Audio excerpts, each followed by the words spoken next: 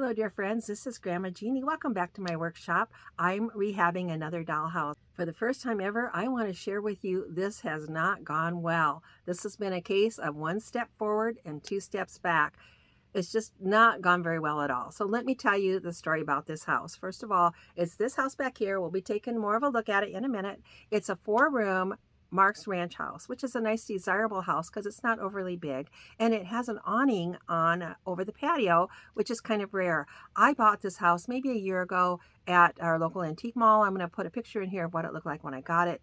It was not in bad condition, but I could tell it needed some work. The floors definitely had a lot of scratches and not in very good condition, and the rest of it needed clean. But when I decided to work on it, I found out that not only was it dirty, but it was really, really dirty. It has like sticky substance on it. At first I thought it was nicotine, but I changed my mind.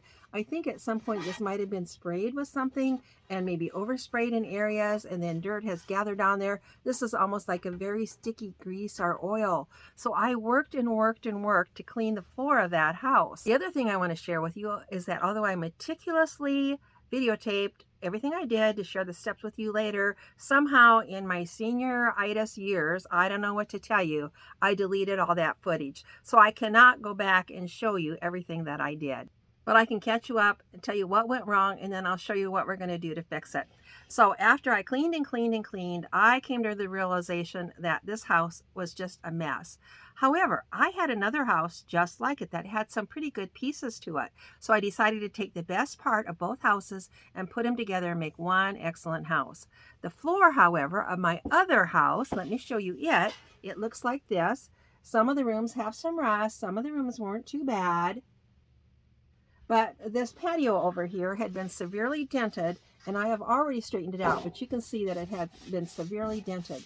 The other floor was much better as far as being bent, but the other floor, the living room was not in good shape, the bathroom was not in good shape, the other rooms were in good shape, including the patio. Well, the patio is a big deal because it has that awning over it. So I thought, I'm not going to use this floor. I'm going to use my other floor and repair the floors, the paint on those floors, which I did do. My problem came when I pieced together the exterior walls. And this is the wall of the house that I got at the antique mall, not the house that I already had.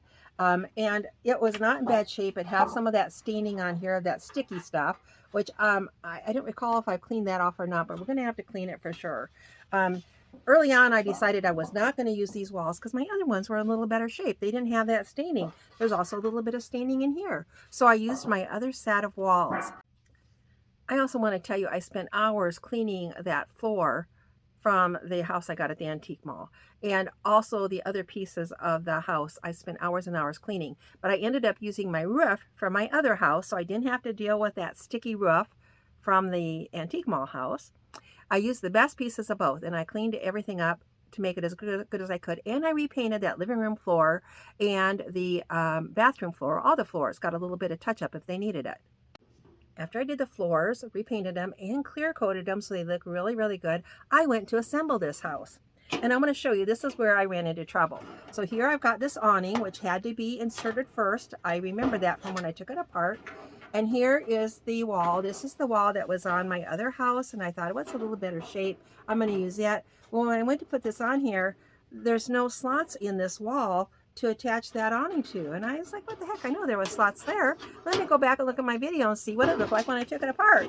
Well, I deleted that video, so I had no clue. But then I remembered, oh, I switched those walls. Is there a chance that the other wall had those appropriate slots? So I got it out, and sure enough, it does. It has the slots on here to attach the awning. So those walls were not identical. I could not switch those out. So now I got it back up, take this house apart because I've started putting it together. I thought I was near the end. Got to take it apart. We're going to put this wall back in. It's not in bad shape. It's got to be cleaned and maybe a little touch up. Put it in and then rebuild the house. And like I said, one step forward, two steps back. Since you missed my cleaning process the first time, let's go over it so you'll know how to do this if you ever want to do a house. I use a non-sudsy cleaner. In this case, it's a Spray 9 bottle, but I've got awesome cleaner in there from the Dollar Tree. Something like 409 would also work. Spray 9 is a good cleaner. I just ran out And I like the spray bottle, so I filled it up with Awesome Cleaner, which I had on hand. I always spray on my paper towel, not on my house, because I don't want to get moisture in any of these rolled areas where it might cause rust down the road. Don't rub too hard, and don't, be careful and don't damage. You also should do a test spot. If you have not worked on a house like this before or with a different cleaner, you should probably do a test spot and make sure it doesn't get tacky or sticky. So let me get this section cleaned up, since I'm going to have to end up using it, and then we'll go from there.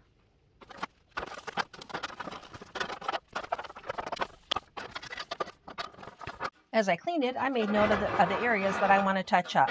And there are these window frames. Look a little, dark and grubby. I don't like that. And then there's a little spot over here on the wall, just a little bit of brown I couldn't get off. I didn't want to damage the paint, and maybe, I don't know, maybe a little bit over here where the awning goes. I think that'll be covered by the awning, but I'll probably touch that up. So this is all going to be white, or as I call it, dollhouse white. And since I'm just doing a little bit tonight, a little bit of paint, I put it just on a piece of paper. I've got some off-white here and some brown, so I can darken that up a little bit. Because dollhouse white is almost always, more of a tan because of the age and the way it's been stored. So I'm going to start with this window seal. A lot of times those window seals need a little brightening up. We'll do this side and we'll turn it around and do the other side also. Make that look better. This window and this window also. Let me review the basics of painting. Remember, the white is usually an off-white, so start with off-white, darken it up a little bit if you need to. You can dab a little on there to see how the color matches. If you don't like it, you can wipe it off and try again. It's acrylic paint, so you can wipe it off when it's wet, and even when it's dry, you can use a damp cloth and wipe it off, so you can't do anything wrong. I buy this craft paint. A lot of times it comes in a smaller bottle. I get it at Hobby Lobby, Michael's, or even Amazon.com. I've even bought it at Walmart.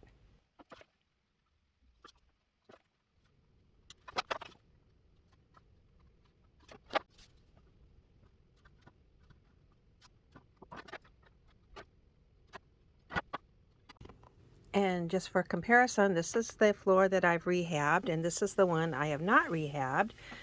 Down here, this is the original floor. This one had very little damage in the living room, and here is the floor that I recreated.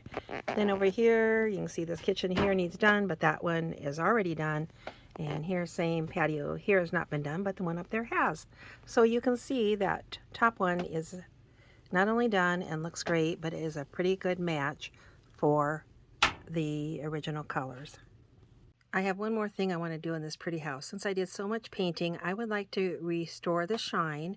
And one of my dollhouse friends, named Lee, has done something similar on houses that she's rehabbed. So I'm going to give it a try. She's used a product like this, similar to this, or maybe that product. And I've done it on a little test area. So now I'm going to try to spray this whole thing and make the whole thing shiny. I'm a little bit worried I'll ruin this and get runs in it or goof it up. Anyway, wish me luck, and I'll show you how it looks when I'm done. I'm pretty happy with that. Now let's take this one off the base. I've just started to hook it on there. So most of the tabs are not bent down, but a few of them are.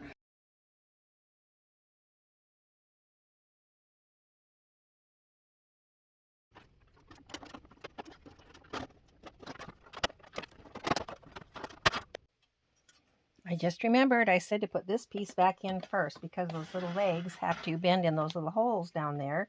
And to do that, this part has to be bent clear forward. I'm glad I remembered that.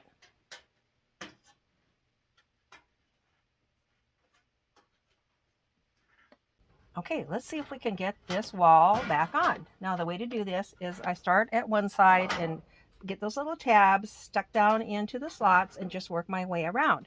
I know it's hard for you to see what I'm doing, but just trust me, I'm trying to match each one of those little tabs up with those little slots on the floor.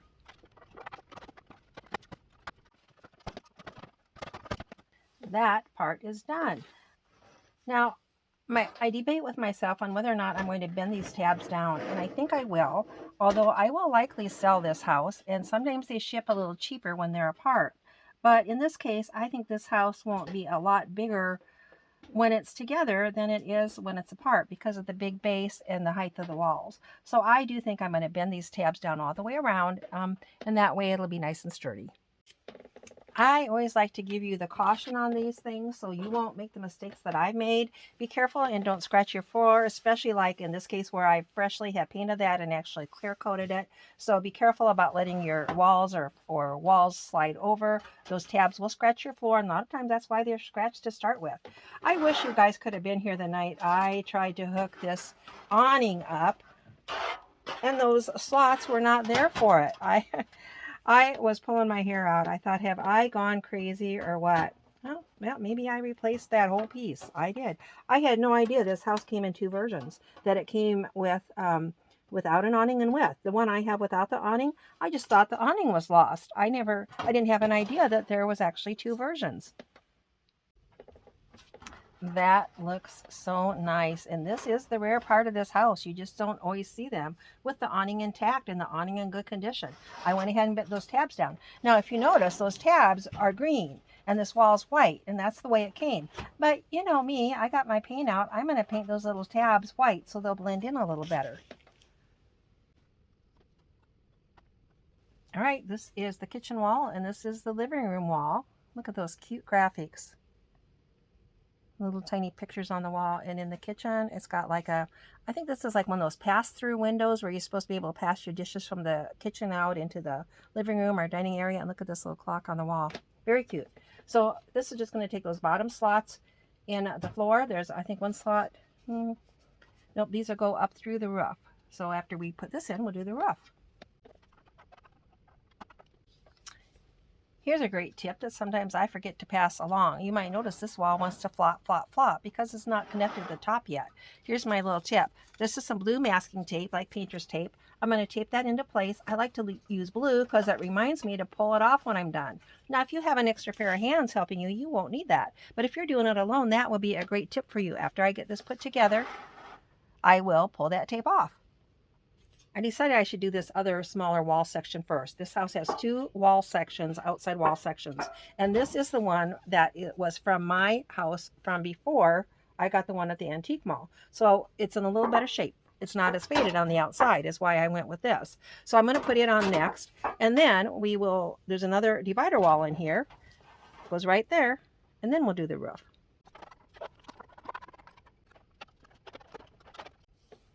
I got it done. Now I'm going to turn it over and bend those tabs down on the bottom. Another little divider wall. Here's the bathroom side, and this goes in the master bedroom. And again, look at those sweet little picture graphics. This will be pretty easy to stick down into the slots in the floor, I think. And then we'll put some tape on there to hold it in place so I can get the roof on. This house has 2 roofs, a smaller roof and a larger roof. The smaller roof goes over here over the bedrooms and bathroom, and it's got tabs here that are going to go into that living room wall. So we'll get that on, line up all those little slots and all those little tabs, and then we'll bend those down. I have this smaller roof all lined up, ready to bend those tabs down. Now, I want to tell you, this doesn't take a lot of strength to do this. It does take a little bit of agility and probably, I would say, a little bit of patience. And I don't know, you just take your time and work around and get those slots. I do apologize because I can never get the camera angle right to show you exactly what I'm doing while I'm actually doing it. Because you know, sometimes I have to get my head down close and all of that. So, but at any rate, just trust me, I line those slots up. You about have to have them all kind of lined up before it'll go down into place. So you just have to work your way around and be a little patient about it. Now the big roof, and on the big roof, make sure you get it, you know, left to right the right way. And here's the slots for the chimney, and they will go on the left because that's where the chimney fireplace graphic is inside. So again, I'm going to line up all those little tabs with the slots, and after I get them lined up, then I'll bend them down.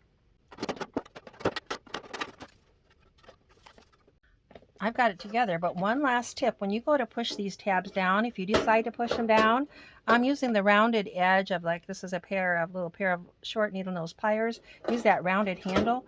That way you're not going to scratch your roof if it slips, and also you're not going to hurt your fingers. So one other nice little tip. There, it's together. This house is 100% done, except I need to find the chimney. And I believe I have that in a box, so I'll get that out. Thanks for joining me. If you know the drill, I'm going to take this downstairs and put it on my dining room table and do a video so you can see a better walkthrough and a little better light. Thanks so much for joining me. Remember, Grandma Jeannie loves you.